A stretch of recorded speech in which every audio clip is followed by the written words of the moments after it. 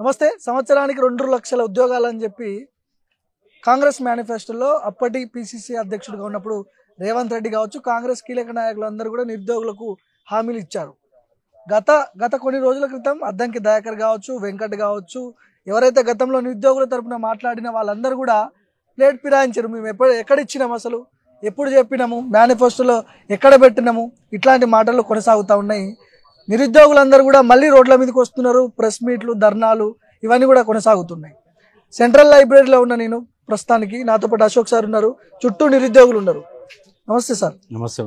మళ్ళీ మరొక ఉద్యమం కనిపిస్తూ ఉంది నిరుద్యోగులది. ఏంటి, గత 10 ఏళ్లలో కొట్లాటలే చూసినాం, మళ్ళీ ఇప్పుడు ఇదే కొట్లాటలు చూస్తున్నాం. మార్పు ఎక్కడ కనిపించట్లేదు. మీరు ఏం చెప్పదలుచుకున్నారు దీని గురించి? ప్రభుత్వాలు ఏవైనా మోసపోవడం నిరుద్యోగుల వంత అవుతుంది, మోసం చేయడం ప్రభుత్వాల వంత అవుతుంది. అసలు ఏ ప్రభుత్వానికి కూడా ఇవాళ ఒక అవగాహన, దానిపైన ఒక సమస్య పరిష్కార మూలాలు కానీ వెతికే ప్రయత్నం చేయట్లేరు. ఏదో ఓట్లు వేయించుకోవడం కోసం ఉద్యోగాలు ఇస్తామని మాటలు చెప్పి అధికారంలోకి వచ్చినాక ఆ మాటల్ని పక్కన పెట్టేసి మోసం చేసే ప్రయత్నం జరుగుతుంది. ఇయ్యని ఉద్యోగాలని ఇచ్చినట్టుగా చెప్పుకునే ఒక ప్రయత్నం కూడా జరుగుతుంది. వాళ్ళ ఒక్క ఉద్యోగం కూడా ఇవ్వాలి. వాళ్ళ అధికారికంగా నాకు తెలిసి అయితే ఒక్క ఉద్యోగం కూడా ఇవ్వాలి. ఎందుకంటే డిఎస్సిలో భాగంగా కలిపిన ఉద్యోగాలకు మాత్రమే అధికారికంగా పత్రాలు ఇచ్చారు తప్ప వాళ్ళు ఇచ్చిన 60,000 ఉద్యోగాల్లో ఏ ఒక్క ఉద్యోగం కూడా వాళ్ళది కాదు. ఈయన ఉద్యోగాలు ఇచ్చినట్టు చెప్పుకుంటున్నారు. సరే చెప్పుకో, కొత్త నోటిఫికేషన్లు ఇవ్వాలి కదా. సంవత్సరంలోగా 2 లక్షల ఉద్యోగాలు ఇస్తామని చెప్పేసి ఒక్క నోటిఫికేషన్ ఇవ్వకుండా, రెడీగా ఉన్నటువంటి పవర్ సెక్టర్ నోటిఫికేషన్ ఇవ్వకుండా, జీపీఓ 10,954 ఉద్యోగాలు మొత్తం నిరుద్యోగులకు ఇస్తామని చెప్పేసి మళ్ళీ మధ్యలోకి పాత విఆర్ వ్యవస్థను తీసుకొచ్చి వాళ్ళని కలిపి 5,000 ఉద్యోగాలు వాళ్ళకి పోయినా ఇంకో 6,000 ఉద్యోగాలు మళ్ళీ ఉన్నాయి కదా. 6,000 ఉద్యోగాలను ఇస్తే కనీసం పిల్లలను చదువుకోవడానికి అవకాశం ఉంటాయి కదా. ఒక జీపో నోటిఫికేషన్ అయ్యో, ఒక డిఎస్సీ ఏవో, ఒక పోలీస్ రిక్రూట్మెంట్ చేపట్టవు.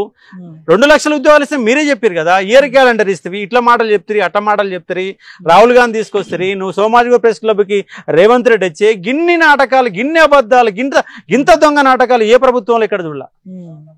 తెలంగాణ అనే ఒక రాష్ట్రం వచ్చిందే నీళ్లు, నిధులు, నియామకాలు.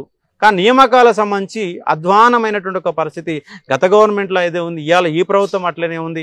వీళ్ళ మీద వాళ్ళని తిట్టడం, వీళ్ళని తిట్టడం, మేము మాట్లాడితే మీరు ఈ పార్టీ ఏజెంట్లని, ఆ పార్టీ ఏజెంట్లని, వీళ్ళు రంగు పూసుకున్నారని, వాళ్ళు రంగు పూసుకున్నారని అందరూ ఉత్తిముచ్చట్లో చెప్తున్నారు. డిఎస్సి 11,500 ఉద్యోగాలు చూపిస్తున్నారు కదా, ఏమి ఇచ్చినామని మీరు అడిగినప్పుడు 11,000 ఉద్యోగాల్లో గత గవర్నమెంట్ 6,000 ఉద్యోగాల నోటిఫికేషన్ ఇచ్చింది కదా.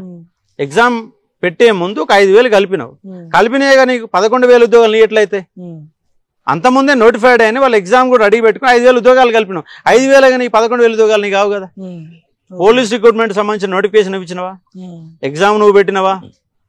ఎగ్జామ్ పెట్టకపోతే, నోటిఫికేషన్ ఇవ్వకపోతే, గ్రౌండ్ పెట్టకపోతే, అంతా రెడీ అయిపోయినాక, గ్రౌండ్ అయిపోయినాక పత్రాలు ఇచ్చేసి నాది ఉద్యోగం అంటే ఎట్లయితుంది? ఓకే, 60,000 ఉద్యోగాలు ఇచ్చినామని చెప్పుకుంటారు కదా, ఏ స్టేజ్ మీదైనా, ఏ సభలోనైనా. అదే కదా దౌర్భాగ్యం. ఏంటంటే వీళ్ళు పరిపాలనకి ఎందుకు వచ్చారో అర్థం కావట్లేదు. అధికారంలోకి రావడమే లక్ష్యంగా. గమ్మత్ ఏంటంటే ఏ ప్రభుత్వాలు వచ్చినా కూడా రాష్ట్ర ఆర్థిక వ్యవస్థను దిగజారే విధంగా ఒక ఉచిత పథకాలు పెట్టి ఇవాళ ఉద్యోగాలు ఇవ్వలేకుండా అయిపోతున్న పరిస్థితి.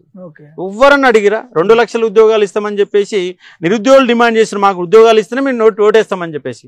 మహిళలు ఎవరన్నా ఫ్రీ బస్ ఇస్తేనే ఓటేస్తామని చెప్పిరా? చెప్పలే కదా. 6,800 కోట్ల రూపాయలు గవర్నమెంట్ ఇచ్చింది. ఇప్పుడు అధికారంలోకి వచ్చినాక అదే 6,800 కోట్ల రూపాయలు ఖర్చు పెట్టి గాంధీ ఆసుపత్రిని బాగు చేయి, ఉస్మానియా ఆసుపత్రిని బాగు చేయి, గవర్నమెంట్ స్కూల్ని బాగు చేయి.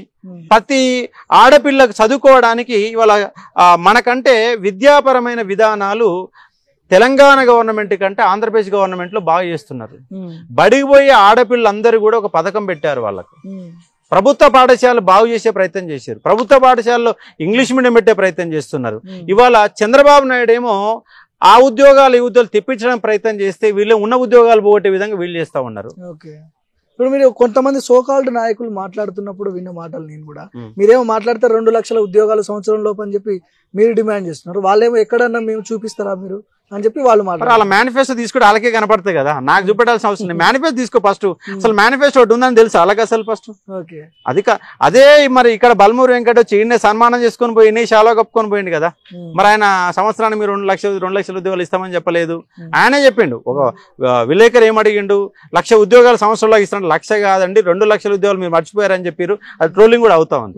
నా ఇంటర్వ్యూలో కూడా అద్దంకి దయాకర్ గారు చెప్పిండు. సిఎల్పిలో నేను ఇంటర్వ్యూ చేసినప్పుడు 2 లక్షల ఉద్యోగాలు అంటే ఎక్కడ చూపిస్తావా అని చెప్పి మాట్లాడింది. అదే కదా వీళ్ళ సమస్య ఏంటంటే వాళ్ళ మేనిఫెస్టో అదే కదా. నేను కూడా అదే క్వశ్చన్ వేసిన, మీరు కనీసము ప్రెస్ అడ్రస్ చేసేటప్పుడు మీడియాతో మాట్లాడేటప్పుడు జాగ్రత్తగా మాట్లాడండి, మేనిఫెస్టో చూసుకొని మాట్లాడండి. ఎందుకంటే అధికారం లేనివాడు ఏదైనా అధికారం ఉన్నోళ్ళు జాగ్రత్తగా మాట్లాడాలి కదా. ఇష్టానుసారం మాట్లాడితే అద్దెంక దగ్గర ఇక్కడికి వచ్చిండు 3 రోజుల్లో కల్పిస్తున్నాడు, 3 10 రోజులు ఇంతవరకు దిక్కు దివాన్ లేదు. మరి శాతకానప్పుడు ఎందుకు వచ్చినావు? మరి కల్పించేంత ధైర్యం లేనప్పుడు ఎందుకు వచ్చినావు? నీకు ధైర్యం ఉంది, ముఖ్యమంత్రి అపాయింట్మెంట్ ఇస్తున్న నమ్మకం ఉంటే కలిపి 11వ తారీఖు టైం ఉంది, ముఖ్యమంత్రి బట్కరా. ముఖ్యమంత్రికి జనంలోకి వచ్చే ధైర్యం లేదా? నిరుద్యోగులతో మాట్లాడే ధైర్యం లేదా?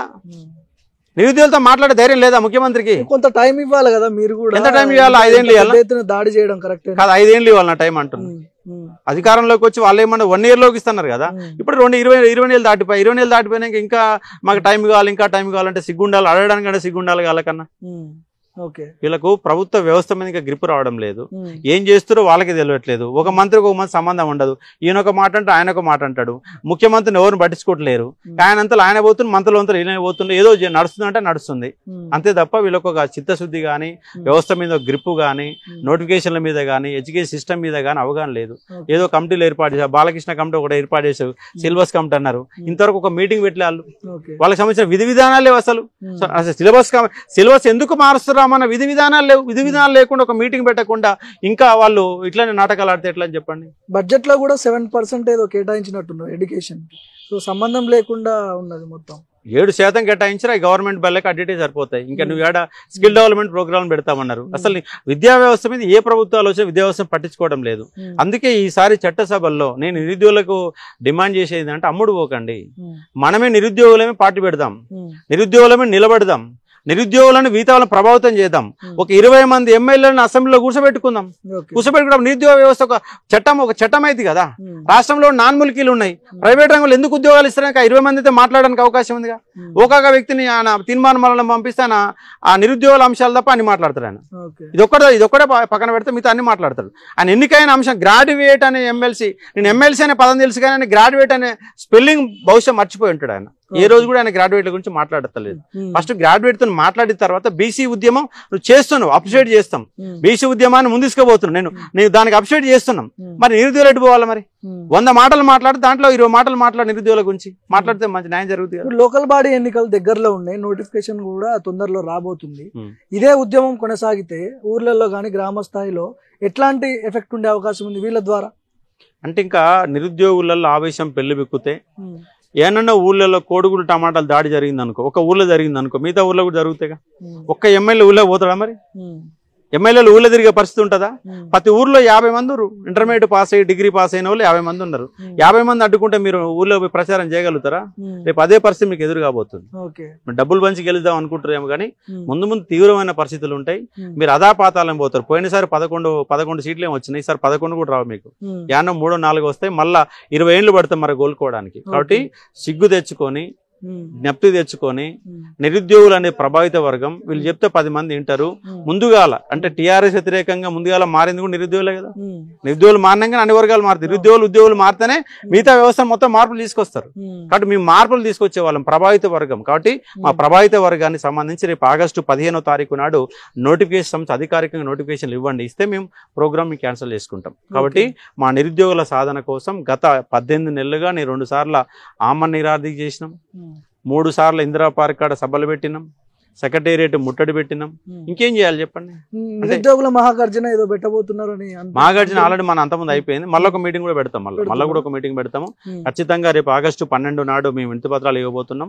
వినతి పత్రాలు తీసుకోండి, మాకు తీపి కబురు చెప్పండి. లేదంటే ప్రతిపక్షాలను కూడా యాడ్ చేస్తాం. మళ్ళీ ఏ పార్టీని అయితే ఓడగొట్టినాం ఆ పార్టీ మళ్ళీ పట్టుకొస్తాం, వాళ్ళని పట్టుకొస్తాం, అంగర్స్ట్రైక్ చేస్తాం. రాష్ట్ర వ్యాప్తంగా నిరుద్యోగుల్ని గవర్నమెంట్ పట్టించుకోవడం లేదన్న సబ్జెక్ట్ ని ఇంటింటికి చేరే విధంగా చేసే ఒక ప్రయత్నం చేస్తాం. అది జరుగుతుంది, జరగబోతుంది. కాబట్టి తక్షణమే మాకు ఉద్యోగాలు ఇవ్వాలని డిమాండ్. సో కొంతమంది నాయకులు రియాజ్ గానీ బల్మూరి వెంకట గానీ గతంలో ఇదే నిరుద్యోగులని బస్సు యాత్రలు చేపించారు, సోమాజిగూడ ప్రెస్ క్లబ్ లో పెద్ద ఎత్తున ప్రెస్ మీట్లు కూడా పెట్టి వీళ్ళకు మద్దతుగా మాట్లాడారు. ఇప్పుడు మద్దతు ఉందా వాళ్ళ నుంచి మీకు? వాళ్ళు ఇక్కడికి వస్తే తెలుస్తుంది. వచ్చి మీటింగ్ పెట్టమని ఇప్పుడు పెట్టే పరిస్థితి లేదు. అదే రియాజ్ అని అదే బల్మూరి వెంకట్ని వచ్చి మాట్లాడమని చెప్పండి. ఇప్పుడు అయ్యా సేవలు కప్పుకొని పోయారు, మాట్లాడారు, మీటింగ్ పెట్టినారు, ఊరేగింపుగా భుజాల మీద ఎత్తుకొని వచ్చారబ్బా. సిగ్గుండాలి కదా కనీసం మీకు. మిమ్మల్ని భుజాల మీద మోసి నిరుద్యోగులు ఆడ ఆర్టీసీ క్రాస్ రోడ్ నుంచి ఇడిదాకా ఎత్తుకొచ్చిర్రు. అది మర్చిపోయిరా? ఇప్పుడు అధికారంలో తీసుకొస్తే మాకు ఉద్యోగాలు వస్తామని భుజాల మీద ఎత్తుకొస్తే వాళ్ళ భుజాలు తన్నేస్తున్నారు మీరు. కనీసం మీరు ఒక సబ్జెక్ట్ కరెక్ట్ వేలో వాళ్ళకి ఇన్వైట్ చేయాలి కదా. ఇప్పుడు ఇంత రచ్చ జరుగుతుంది కదా, మరి ముఖ్యమంత్రి దృష్టిలోకి తీసుకెళ్లే ప్రయత్నాలన్నా చేస్తున్నారా? వీళ్ళ బాధలన్నా చెప్తున్నారా ముఖ్యమంత్రి దగ్గర? రేవంత్ వీళ్ళు ఇంకా అబద్ధాలు చెప్తారు అనిపిస్తుంది. వాళ్ళకి ఇవ్వాల్సిన అవసరం లేదు, మళ్ళీ ఎలక్షన్ టైం ఇచ్చుకుందాము. ఇప్పుడు ఇస్తే మళ్ళీ ఇస్తే మళ్ళీ మనకు ఉంటే ఉండవని చెప్పి చెప్తున్నారు. ఏం అర్థం కావట్లేదు అసలు వీళ్ళు ఏం మేధావులు, అసలు వీళ్ళు ఏం చదువుకున్నారు, అసలు నిరుద్యోగుల తరపున వీళ్ళు ఎట్లా మాట్లాడుతున్నారు? ఒక సోయి లేకుండా మాట్లాడుతారా, సోయి తప్పి మాట్లాడుతారా, ఏం మాట్లాడు అర్థం కాని ఒక పరిస్థితి. మీకు దమ్ము ధైర్యం ఉంటే రియాజ్ నుండి మీటింగ్ పెట్టామని వచ్చి ఇప్పుడు బల్మూరి వెంకట మీటింగ్ పెట్టామని చెప్పండి. అద్దంకి దయాకర్ వచ్చిండు, రేపు ఆయన కలిపిపోతే మళ్ళీ ఒకసారి వస్తాడా? ఇలా నిన్న తీసుకొచ్చిండు, మాట్లాడిస్తామని చెప్పిండు. ముఖ్యమంత్రి కలిపియాల, రేపు కలిపియకపోతే మళ్ళీసారి అద్దంకి దయాకర్ రావడానికి సిటీ సెంటర్ అయిపోయారు, మళ్ళీ ముఖం చూస్తాడా? నీ సకదాన్ని తెలుసులేవా, నీతో ఏం కాదు కానీ ఎందుకు వస్తున్నాను అనవసరం అని చెప్పేసి మళ్ళీ దయాకర్ని కూడా పంపించే ప్రయత్నం జరుగుతుంది. మరి దయాకర్కి ఆయనకు నిజంగా నీకు ముఖ్యమంత్రితో సాన్నిధ్యం ఉంటే, నీకు నిజంగా నువ్వు ఉద్యమకారుడు అయితే, నిజంగా నీకు నిరుద్యోగుల మీద సమస్య నీకు తెలిసి ఉంటే తక్షణమే రేపే ముఖ్యమంత్రి అపాయింట్మెంట్ తీసుకొని ముఖ్యమంత్రి ఇటు పట్టుకరా. ఆయన ముఖ్యమంత్రి టైం లేదంటే మేము 100 మంది వస్తాం.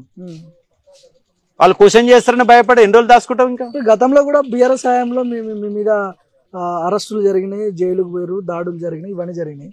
ప్రభుత్వం మారిన తర్వాత కూడా మీరు ఇవన్నీ ఎందుకు చేస్తున్నట్టు? అశోక్ సార్కి వచ్చే లాభం ఏంది ఇందులో? నాకు అర్థం కాదు. అశోక్ సార్ నిరుద్యోగుల తరపున కొట్లాడుతుండు, నోటిఫికేషన్ వల్ల కొట్లాడుతున్నా. నా కొట్లాట ఇవ్వాలి మొదలు కాలే.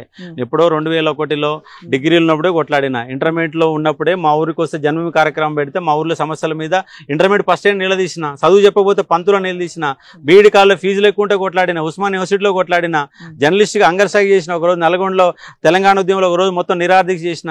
ఇవాళ పంచాయతీ అశోక్ సార్ ఇవాళ మొదలు పెట్టింది కాదు, జర్నలిస్ట్ గా ఉన్నప్పుడు కొట్లాడిండు. ఆంధ్రజ్యోతిలో జీతాలు లేట్ అయితే డ్యూటీ చేయకుండా ఆపి 3 గంటల సేపు ఆపి జీతం తీసుకున్నాకనే మేము సిస్టమ్ మీద కూర్చొని పనిచేసే సందర్భం ఉంది. అశోక్ సార్ ఎక్కడున్నా ప్రశ్నించడం, నిలవరించడం అనేది నా రక్తంలోనే ఉంది. అది కొట్లాడుతూనే ఉన్నా. నేను తర్వాత ఫ్యాకల్టీ అయినా, ఫ్యాకల్టీ కంటే ముందే ఉద్యమకారుణ్ణి, ఫ్యాకల్టీ కంటే ముందే నేను జర్నలిస్ట్ని. ఇవన్నీ చేసిన తర్వాత నేను ఈ రంగంలోకి వచ్చి కొట్లాడుతున్నా. సమస్య మీద అవగాహన ఉంది కాబట్టి మాట్లాడుతున్నా. టోటల్ గా ఎపిసోడ్ మొత్తంలో భవిష్యత్తులో వీళ్ళందరూ ఎట్లాంటి ఉద్యమం చేసే అవకాశం ఉంది? అందరూ ఏకీకృతం అవుతారు. ఎందుకంటే ఏదైనా కొంతకాలం ఓపిక ఉంటుంది. ఆ ఓపిక నశించినప్పుడు అందరు రోడ్లు ఎక్కితే మీ ప్రభుత్వాలు అనేవి నిలువరించడం కష్టమైతే ఒక అస్సాం ఘనపరిస్థితిలాగా మారాల్సిన అవసరం ఉంది. నిరుద్యోగులంతా 1,00,000 మంది కనుక ఏ రోజు అయితే హైదరాబాద్లో మీటింగ్ పెట్టే దమ్ము ఏదైతే వస్తుందో, 1,00,000 మంది మీటింగ్ పెట్టే దమ్ము వస్తే ప్రభుత్వాలు తెల్లారో నోటిఫికేషన్ ఇస్తాయి. కానీ నిరుద్యోగులలో భయం. వీళ్ళు చేసేదేం పిహెచ్డీ చేస్తారు, కానిస్టేబుల్ చూస్తే భయపడతారు. ఆ కేసులు అనే భయంతో నిరుద్యోగులు కంట్రోల్ చేస్తున్నారు. కేసులు పెట్టడానికి చెబితే ఒక్క రోజులో కొన్ని వేల మంది రోడ్డు ఎక్కరు. అంటే భయం, ఆ భయంతోనే భయం గుప్పెట్లో నిరుద్యోగులు అనే వాళ్ళు ఉన్నారు. భయాన్ని వదిలిపెట్టండి. భయాన్ని వదిలిపెడితే మీకు నోటిఫికేషన్లు వస్తాయి, మీ సమస్య పరిష్కారం అవుతుంది. చలో నాన్ముల్కి గో బ్యాక్ అని చెప్పేసి కొట్లాడితే హైదరాబాద్ మొత్తం కాలవుతుంది. నీ ఉద్యోగాలు నీకు దొక్కుతాయి, నీ గౌరవవంతమైన జీతం రావడానికి అవకాశం ఉంది. అంటే అది చేయట్లేరు. ప్రభుత్వానికి ఏం చెప్పదలుచుకున్నారు అశోక్ సార్? ఏం డిమాండ్ చేస్తున్నారు వీళ్ళ తరపున? ఒకటే, ఢిల్లీలో ఒకవైపు ఆడ బీసీ ధర్నా, బీసీ ఉద్యమము, 42% డిక్లరేషన్, ఇవన్నీ పంచాయతీలు నడుస్తున్నాయి. వీళ్ళ గురించి పట్టించుకునే వాళ్ళు లేరు కదా ఫస్ట్ ఇక్కడ. అందుకే ఏమంటున్నాం అంటే, మాకు ఇస్తున్న మేనిఫెస్టో ప్రకారం ఉద్యోగాలు ఇవ్వండి, నోటిఫికేషన్లు ఇవ్వండి. నోటిఫికేషన్ లేకపోతే మాకు బీసీ ఉద్యమం ఎంత ఇంపార్టెంటో మాకు నిరుద్యోగ ఉద్యమం అంత ఇంపార్టెంట్. అట్లా బీసీ ఉద్యమం అట్లనే అది కూడా సక్సెస్ చేయట్లేవు కదా. జయలలిత ఏమన్నది, ఢిల్లీకి పోయి రిజర్వేషన్లు సాధించుకున్నాకనే నేను తమిళనాడు అడుగు పెడతా అని చెప్పింది. మరి రేవంత్ రెడ్డి ఛాలెంజ్ చేయి, నీకు దమ్ముంటే. నేను రిజర్వేషన్ ఇచ్చినాకనే ఢిల్లీలో అప్పటిదాకా ఢిల్లీలో కూర్చో అప్పటిదాకా హైదరాబాద్ రానని చెప్పి ఛాలెంజ్ చేయి, తీసుకొని రా మునగాళ్ళకు. ఇక మైక్ దొరుకుతాయి, గొప్ప మాట్లాడతావుగా, వీడు వాడని వీడని ఇట్లా ఏ దొరుకుతుంది మాట్లాడతావు. మరి ఇక్కడ దమ్ము లేదా నీకు? బీసీ రిజర్వేషన్ సాధించుకోరా, 42% తీసుకుని రా. కేంద్రంలో మీ యొక్క ఆధినాయకత్వం కూడా రెడీగా ఉంది కదా, అది తీసుకొని రా. అది చేత కాదు, ఈ చేత కాదు. ఒక పనికి మాలిన వ్యక్తిని ముఖ్యమంత్రి సీట్లో కూర్చోబెట్టరబ్బా. జరిగేది ఏంటంటే, అవగాహన రహిత ఉన్న ఒక ముఖ్యమంత్రి అలా కూర్చోబెట్టరు. ఈ దరిద్రం అంతా మనకి ఎంటాడుతూ ఉంది. ఈ నిరుద్యోగ దరిద్రం అంతా ముఖ్యమంత్రిదే.